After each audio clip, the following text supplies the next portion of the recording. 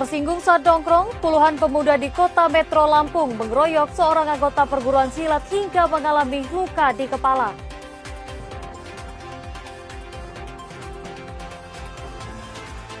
Siswa baru SMP Negeri 1 Kota Bengkulu dibekali simulasi kesiapsiagaan gempa bumi dalam masa pengenalan lingkungan sekolah tahun 2026.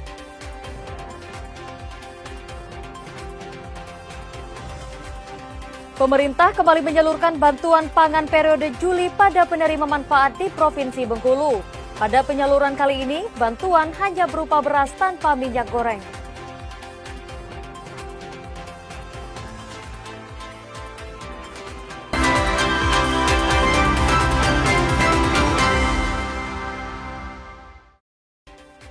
Selamat pagi saudara, apa kabar Anda hari ini? Seperti biasa, kami akan membuka hari Anda dengan sejumlah laporan menarik dari Sumatera Selatan dan daerah lain di Sumatera bagian selatan. Selain berita utama tadi, masih ada informasi-informasi menarik lainnya yang akan kami sampaikan. Bersama saya Melanie Safitri, inilah Kompas Pagi selengkapnya. Di Kompas TV, independen, terpercaya.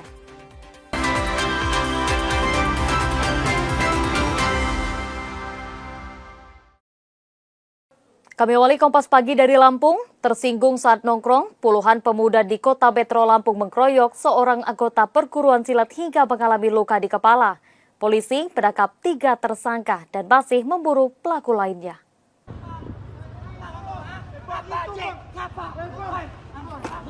Video berikut kami samarkan karena mengandung unsur kekerasan. Rekaman memperlihatkan seorang pria menjadi korban pengeroyokan sekelompok pemuda di kota Metro Lampung. Polisi menangkap 3 tersangka berinisial NM, DK, dan AS beserta sejumlah barang bukti. Pengeroyokan diduga dipicu kesalahpahaman. Saat itu korban yang merupakan anggota perguruan pencaksilat melintas bersama rekannya, lalu dianggap menggeber sepeda motor di depan para pelaku. Ketiga tersangka terancam hukuman paling lama 5 tahun penjara, sementara polisi masih memburu pelaku lain yang diduga terlibat.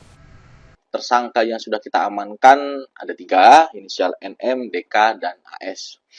Untuk kronologi kejadian, jadi pada saat malam tersebut, korban sedang dalam perjalanan untuk menuju ke rumahnya, lalu dihadang oleh tersangka dan dilakukan proses pengeroyokan tersebut. Untuk korban sendiri mengalami luka-luka yang paling banyak terutama di bagian kepala, dikarenakan memang pada saat proses pengeroyokan tersebut banyak dilakukan luka-luka di bagian kepala. Untuk tempat lainnya juga ada, tapi paling banyak di bagian kepala.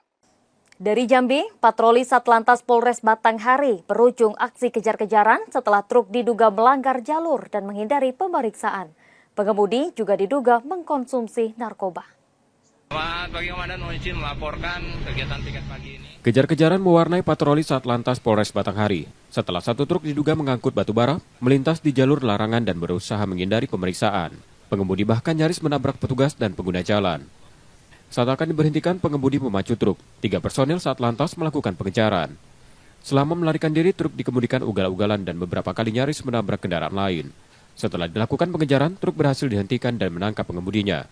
Hasil pemeriksaan menunjukkan pengemudi tidak memiliki surat izin mengemudi maupun dokumen kendaraan. Tes urin juga menunjukkan pengemudi diduga positif mengkonsumsi narkoba. Saat ini pengemudi dan pengendara berada di Polres Batanghari untuk menjalani pemeriksaan. Berhasil untuk menepikan kendaraan tersebut dan diperiksa dan menduga dari gerak-gerik supir sepertinya dalam pengaruh narkoba. Kemudian untuk kendaraan langsung tilang di tempat dan supir dibawa ke Polres termasuk kendaraannya, lalu dilakukan cek urin dan ternyata memang positif menggunakan narkoba. Sementara dari Babel, Satreskrim Polres Bangka Selatan menangkap tersangka pencuri pompa air di sejumlah lokasi. Keduanya sempat kabur saat akan diperiksa, namun ditangkap kembali setelah dilakukan pengejaran.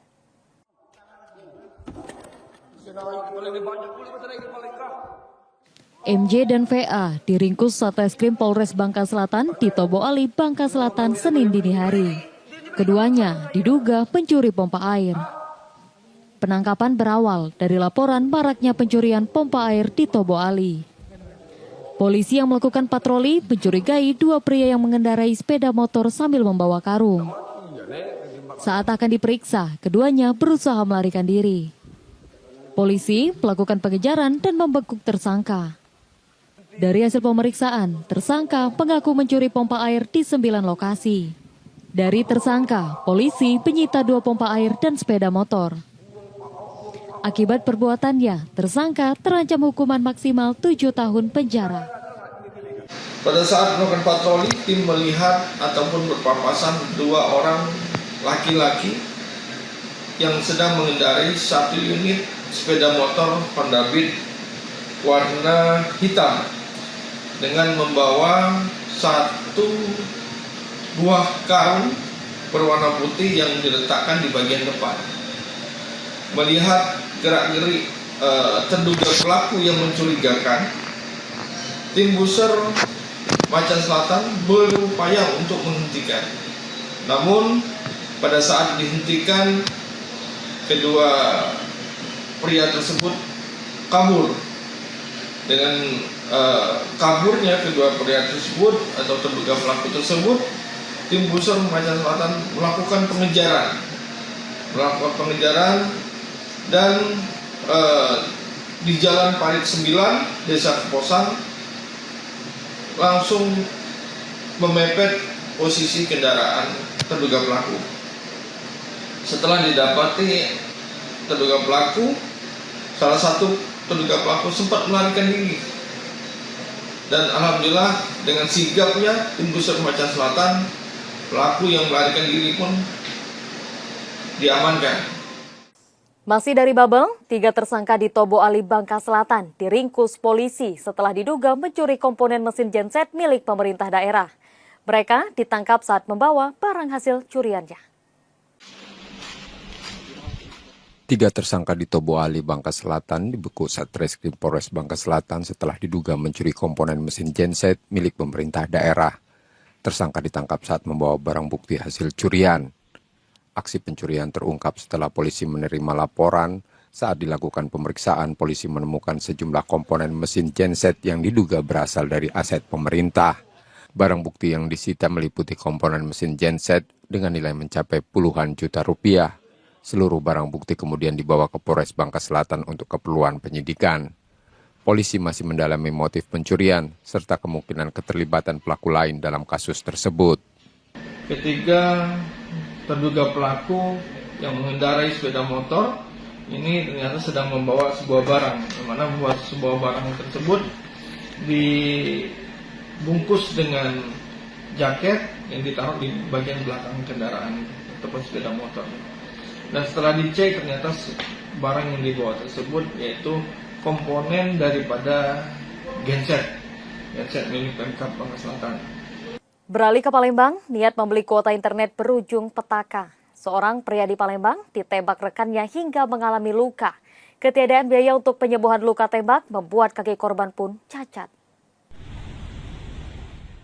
Setelah menjadi korban penembakan, M. Padli melaporkan peristiwa itu ke Polrestabes Palembang pada Jumat sore. Penembakan terjadi sehari sebelumnya di Jalan Kenari, Ilir Timur 3, Palembang. Saat hendak membeli kuota internet, korban bertemu pelaku yang merupakan rekannya.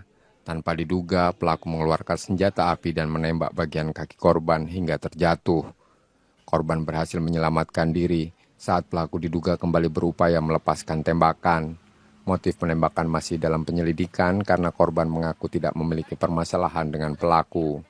Antara pelaku dan korban itu hanya saling kenal dan tidak ada permasalahan antara keduanya. Dan kebetulan bertemu di jalan saat korban ingin membeli pulsa. Lalu sang pelaku menghampiri korban dan menembak pada kaki sebelah kanan tadi. Senapannya senapan angin atau? Ya benar, jadi untuk senapannya senapan angin. Akibat luka tembak tersebut, korban masih berjalan pincang karena peluru belum dapat diangkat karena ketiadaan biaya. Minta bantu untuk operasinya. Kenapa, Bu? Nggak ada biaya. Itu peluru masih nyangkut di... Masih. Itu nyangkutnya di kaki, masih belum di kaki? Masih di tulang. Masih di tulang. Berapa butuh biaya, Bu, kira-kira? Kata dokter untuk perawatan operasi 15 juta, itu tidak termasuk uang inap. Setelah jeda saudara, kami masih akan kembali dengan informasi dan sorotan menarik lainnya. Tetaplah di Kompas Pagi.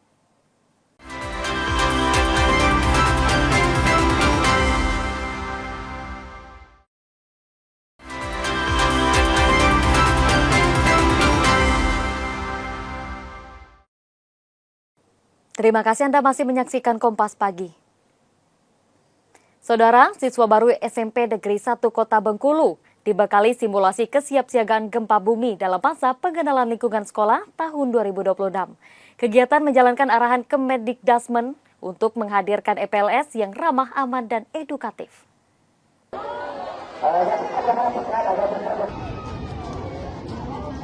Kota Bengkulu berada di wilayah rawan gempa. Kondisi ini mendorong SMP Negeri 1 Kota Bengkulu menanamkan budaya siaga bencana sejak masa pengenalan lingkungan sekolah. Saat sirine dibunyikan, para siswa baru langsung mengikuti simulasi gempa dengan tertib. Mereka dilatih tetap tenang, melindungi kepala, dan berlindung di bawah meja. Setelah kondisi dinyatakan aman, para siswa dipandu guru melakukan evaluasi menuju titik kumpul di ruang terbuka secara tertib. Simulasi ini menjadi bagian dari pendidikan kesiapsiagaan bencana untuk membangun karakter tangguh, mengurangi risiko saat gempa, serta mewujudkan satuan pendidikan yang aman bencana.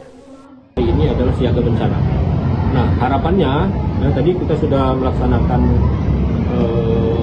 sosialisasi kepada siswa kita. Ketika ada bencana itu mereka tidak panik lagi. Nah, bagaimana menyikapi yang paling rawan ini kan gempa. Kadang-kadang ketika anak panik, kadang-kadang dia posisinya berada di lantai atas, itu langsung lari, akhirnya mungkin terjatuh. Akibatnya bukan karena gempanya, karena mungkin penyikapannya itu yang dia menyebabkan dia mungkin terkendala jatuh dan sebagainya. Yang juga jadi sorotan, pemerintah kembali menyalurkan bantuan pangan periode Juli pada penerima manfaat di Provinsi Bengkulu. Pada penyaluran kali ini, bantuan hanya berupa beras tanpa minyak goreng seperti periode sebelumnya.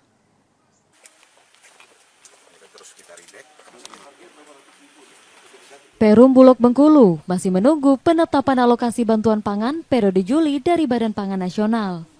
Program ini akan kembali digulirkan untuk mendukung stimulus ekonomi masyarakat. Sebelumnya, penyaluran bantuan pangan periode Februari dan Maret tuntas 100% pada sekitar 270.000 penerima manfaat di Bengkulu. Berbeda dari periode sebelumnya, bantuan kali ini hanya berupa 10 kg beras untuk setiap penerima tanpa minyak goreng. Kebijakan ini dilakukan untuk menjaga ketersediaan minyak goreng di pasar. Bulog Bengkulu telah menyiapkan sekitar 2.700 ton beras untuk disalurkan pada penerima manfaat. Penyaluran ini diharapkan dapat membantu meringankan beban ekonomi masyarakat. Untuk kesiapan kita baik beras kepada masyarakat penerima, kita sudah siap. Ada perbedaan antara kita alokasi Februari Maret kemarin dengan alokasi Juli ini, di mana kemarin ada menggunakan komoditi minyak goreng. Nah, untuk alokasi Juli ini kita tidak menggunakan minyak goreng, jadi kita ke beras saja sebanyak 10 kg. Saudara, masa pengenalan lingkungan sekolah di Sekolah Rakyat Bengkulu dijadwalkan ulang menjadi 20 Juli 2026. Penundaan dilakukan untuk menyelesaikan persiapan siswa dan sarana pembelajaran.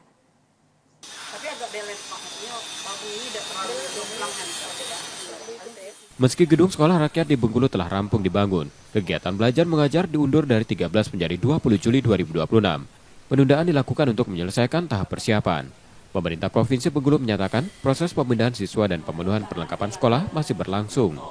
Tim transisi juga akan dibentuk agar operasional sekolah berjalan lancar pada masa awal.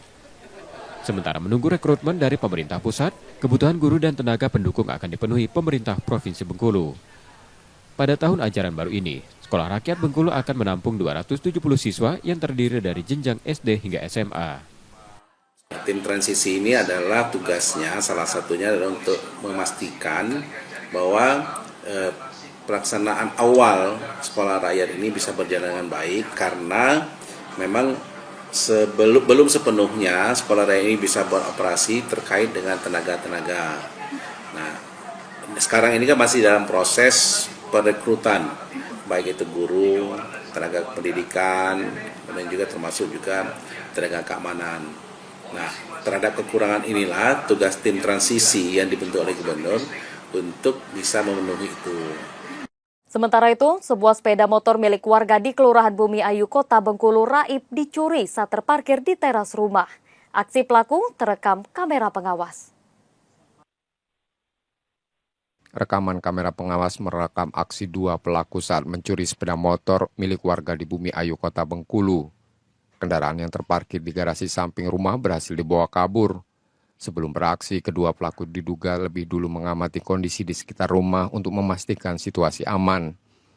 Setelah itu mereka masuk garasi dan menyasar sepeda motor milik korban. Karena motor masih terkunci stang, pelaku mengangkat kendaraan keluar dari garasi sebelum membawa kabur. Wajah keduanya juga ditutup dengan helm dan jaket untuk menyamarkan identitas. Akibat kejadian ini, korban mengalami kerugian lebih dari 30 juta. Kasus tersebut telah dilaporkan ke polisi. Satu yang nampak yang pakai topi yang tersorot dari kamera situ kan, kamera yang samping situ. Eksekusinya lah ya, Bu. Yang tukang ambilnya ya, Bu. Yang terekam itu ya, Bu. Dua orang itu, yang awalnya tuh kan dari situ kan. Berjalan dia awal tuh mundar-mandir ke situ kan. Sesudah itu dia kan di sini kan ada mobil keren hitam. Iya. Itu yang samping. Iya. Nah sesudah itu dia kan ke situ. Seperti yang di video itu. Kami jeda sejenak saudara, sesaat lagi kami akan kembali. Tetaplah di Kompas Pagi.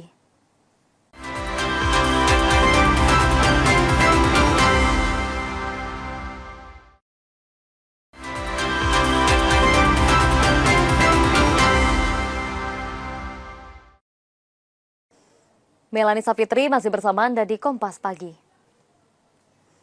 Perbaikan infrastruktur sekolah di Kota Palembang terus dipercepat. Pemerintah kota memastikan sektor pendidikan tetap menjadi prioritas pembangunan daerah. Pemerintah Kota Palembang mempercepat perbaikan infrastruktur sekolah sebagai bagian dari upaya meningkatkan kualitas pendidikan. Perbaikan difokuskan pada sekolah dasar dan sekolah menengah pertama yang mengalami kerusakan. Hasil pendataan menunjukkan 130 gedung sekolah memerlukan perbaikan. Terdiri dari 99 gedung sekolah dasar dan 31 sekolah menengah pertama dengan tingkat kerusakan ringan hingga sedang. Pemerintah kota menargetkan perbaikan dilakukan secara bertahap. Pendanaannya tidak hanya mengandalkan APBD tetapi juga diupayakan melalui dukungan pemerintah pusat agar sarana belajar siswa semakin layak dan nyaman. Pelan-pelan insya Allah kami ingin ada komitmen untuk menuntaskan ini sehingga SD, SMP yang layak dan representatif bisa dinikmati para siswa yang ada di sana. Sebanyak 138 koperasi desa dan kelurahan Merah Putih di wilayah Korem 041 Gamas siap beroperasi pada awal Agustus mendatang setelah diresmikan Presiden. Seluruh koperasi dipastikan menjangkau permukiman warga termasuk di daerah terpencil. Dari target 768 koperasi desa dan kelurahan Merah Putih di Provinsi Bengkulu, baru 370 unit yang terbentuk. Dari jumlah tersebut, 138 koperasi di 9 kabupaten dan kota siap beroperasi pada awal Agustus mendatang. Pengoperasian koperasi akan diawali setelah peresmian oleh Presiden sebelum dilakukan bertahap di seluruh daerah. Korem 041 Garuda Emas memastikan setiap lokasi koperasi telah ditetapkan sesuai kebutuhan masyarakat. Penentuan titik dilakukan bersama pemerintah desa, termasuk untuk menjangkau wilayah terpencil. KKDMP tidak hanya menyediakan kebutuhan pokok, tetapi juga sarana pertanian dan perkebunan. Koperasi juga akan menampung hasil panen warga untuk memperkuat perekonomian desa. Korem Garuda Emas menegaskan informasi yang menyebut lokasi koperasi jauh dari permukiman warga tidak sesuai dengan kondisi di lapangan. Kaitan dengan posisi, ini memang tidak akan bisa semuanya di titik-titik yang ramai. Karena apa? Karena ada juga desa yang terpencil, kan gitu. Sehingga otomatis ada juga mungkin posisi koperasi. Dan kalau saya lihat di media sosial itu, banyak mungkin rekan-rekan atau kita yang mungkin belum tahu bahwa koperasi desa ini tidak hanya menjual toko kayak Alfamart atau Indomaret, tapi di situ nanti akan ada menjual pupuk, kemudian membeli hasil pertanian, hasil perkebunan, sehingga mungkin bagi rekan-rekan atau masyarakat yang masih belum memahami secara utuh, masih sepotong-sepotong. Kebakaran lahan di Sumatera Selatan mulai meningkat menjelang puncak musim kemarau. Luas lahan terbakar terus bertambah. Upaya pencegahan dan kesiapsiagaan di kawasan rawan terus diperkuat.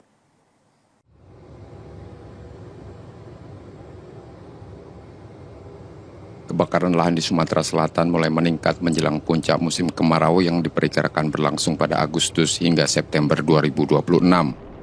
Berdasarkan pemantauan sistem Karhutla, luas lahan terbakar pada Januari hingga Mei 2026 mencapai 305,4 hektar.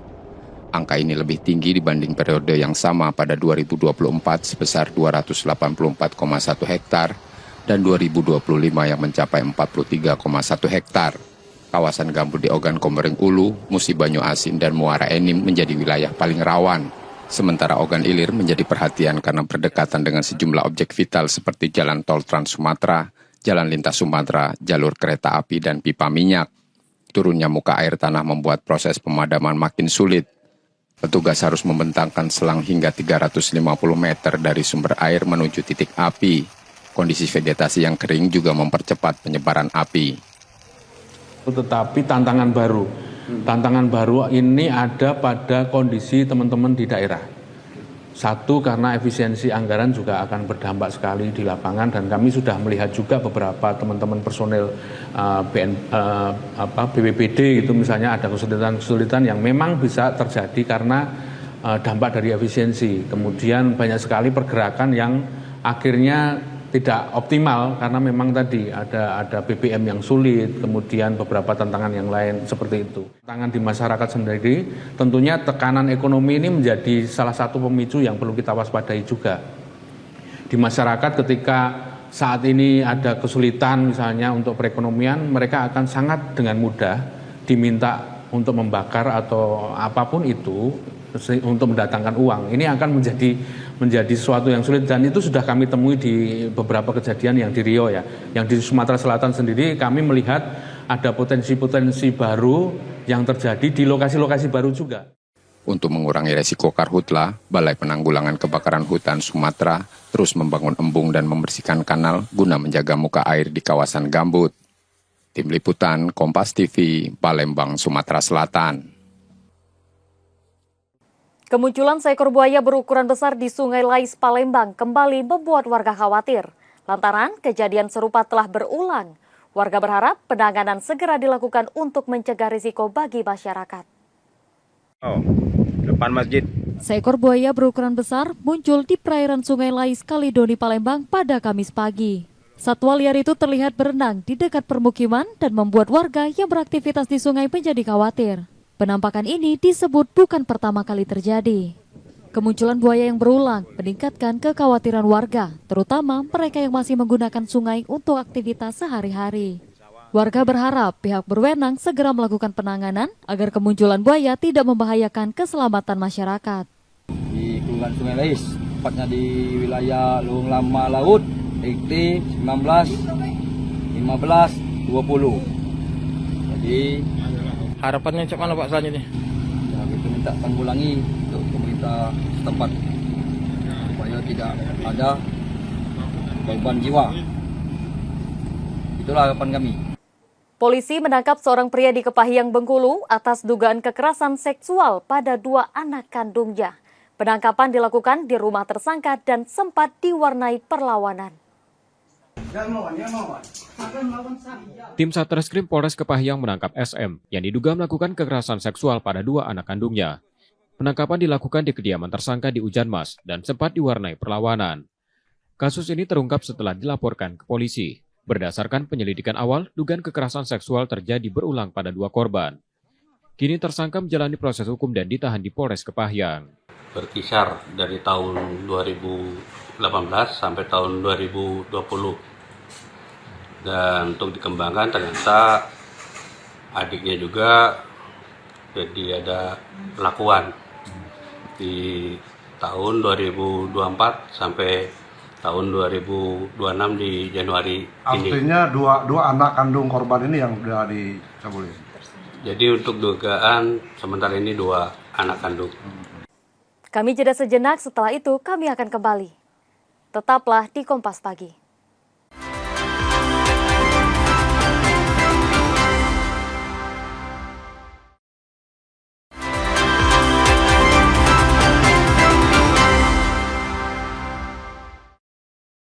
Terima kasih Anda masih menyaksikan Kompas Pagi. Jika Anda tidak sempat menyaksikan sorotan utama kami, berikut laporan utama Kompas Pagi hari ini.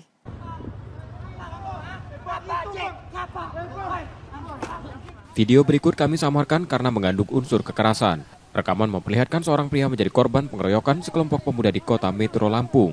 polisi menangkap 3 tersangka berinisial NM, DK, dan AS beserta sejumlah barang bukti. Pengeroyokan diduga dipicu kesalahpahaman. Saat itu korban yang merupakan anggota perguruan pencaksilat melintas bersama rekannya, lalu dianggap menggeber sepeda motor di depan para pelaku. Ketiga tersangka terancam hukuman paling lama 5 tahun penjara, sementara polisi masih memburu pelaku lain yang diduga terlibat. Tersangka yang sudah kita amankan ada 3, inisial NM, DK, dan AS. Untuk kronologi kejadian, jadi pada saat malam tersebut, korban sedang dalam perjalanan untuk menuju ke rumahnya, lalu dihadang oleh tersangka, dan dilakukan proses pengeroyokan tersebut. Untuk korban sendiri mengalami luka-luka yang paling banyak terutama di bagian kepala, dikarenakan memang pada saat proses pengeroyokan tersebut banyak dilakukan luka-luka di bagian kepala. Untuk tempat lainnya juga ada, tapi paling banyak di bagian kepala.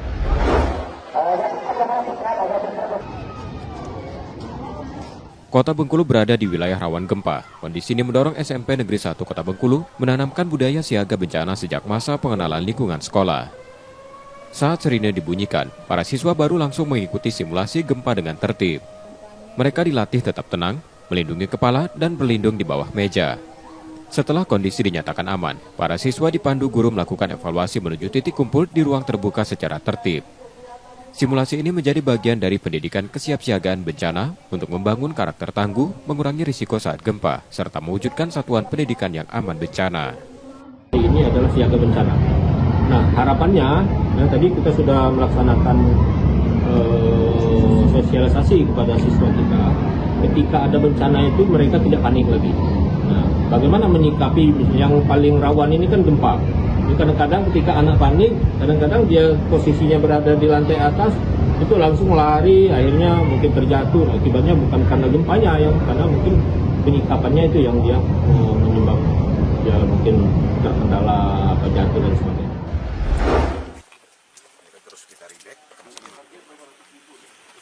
Perum Bulog Bengkulu masih menunggu penetapan alokasi bantuan pangan periode Juli dari Badan Pangan Nasional. Program ini akan kembali digulirkan untuk mendukung stimulus ekonomi masyarakat. Sebelumnya, penyaluran bantuan pangan periode Februari dan Maret tuntas 100% pada sekitar 270.000 penerima manfaat di Bengkulu. Berbeda dari periode sebelumnya, bantuan kali ini hanya berupa 10 kg beras untuk setiap penerima tanpa minyak goreng.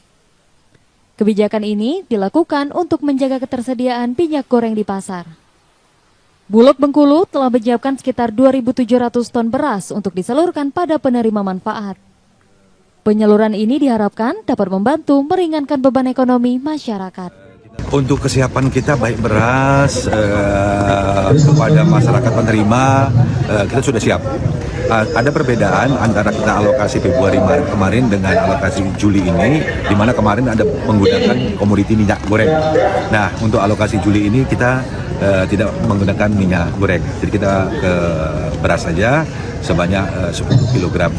Informasi tadi menjadi akhir dari Kompas pagi hari ini. Saudara, media adalah pilar yang menjaga keseimbangan informasi. Dengan menonton program berita di Kompas TV, Anda membantu memastikan media terus ada, menyajikan berita yang dapat dipercaya. Kembali kami mengingatkan, bagi Anda yang ingin berbagi informasi atau kritik dan saran, dapat mengakses media sosial kami.